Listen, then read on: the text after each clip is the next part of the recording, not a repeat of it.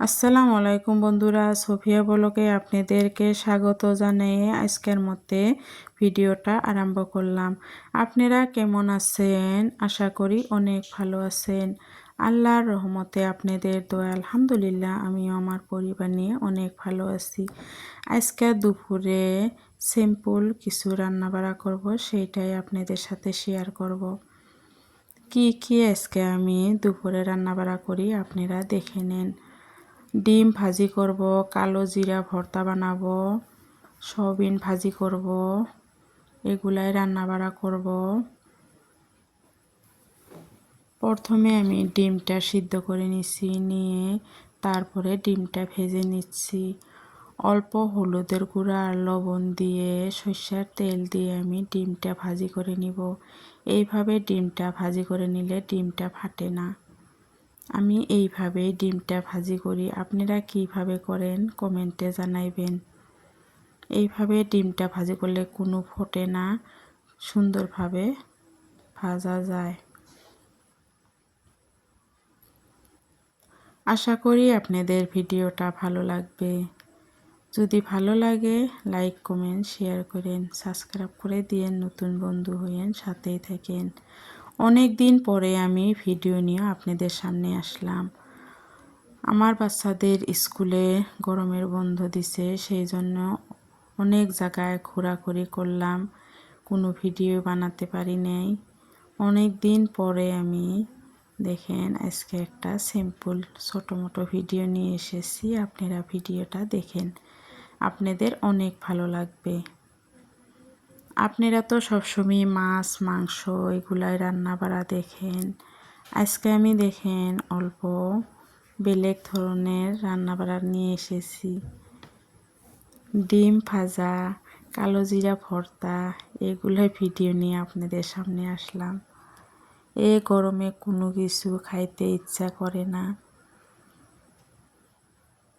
জীবনটা বাঁচানোর জন্য কিছু তো খাইতে লাগে, সেই জন্য দেখেন আমি হালকা পাতলা কিছু তেল মশলা ছাড়া কিছু রান্নাবাড়া করে হালকাভাবে তেল দিয়ে দিচ্ছি, হালকাভাবে মশলা দিয়ে আমি রান্নাবাড়াটা করে নিব।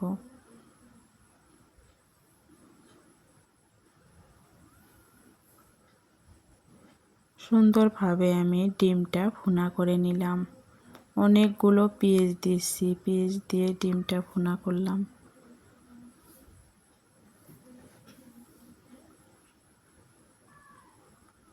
ডিম ভাজাটা আমার হয়ে গেছে, এবার নামিয়ে নিব।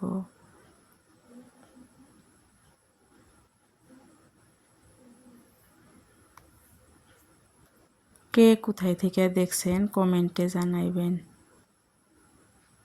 ভিডিওটা যদি ভালো লাগে একটা লাইক দিয়ে দিবেন। আপনাদের একটা লাইকে হয়তো আপনাদের কোনো কিছু হবে না, একটা লাইকে আমার বহুত উপকারে আসবে। সেই জন্য একটা লাইক কমেন্ট শেয়ার করে দিন, সাবস্ক্রাইব করে দিন। দেখেন আমি সয়াবিনটাও ভেজে নিলাম।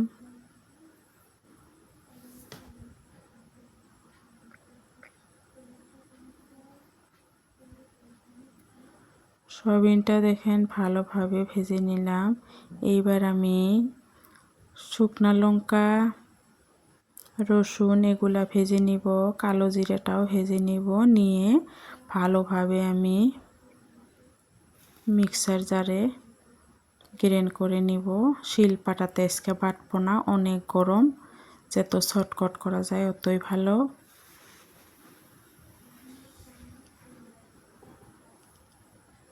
এগুলা সুন্দরভাবে ভেজে নিয়ে আমি ভর্তাটা বানাবো। শুকনো মরিচ দিয়ে বানালে অনেক ভালো লাগে।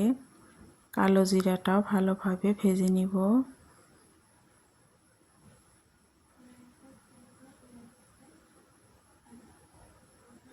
কালো জিরাটা আমার ভাজা হয়ে গেল, দেখে এবার গ্রাইন্ড করে নিব।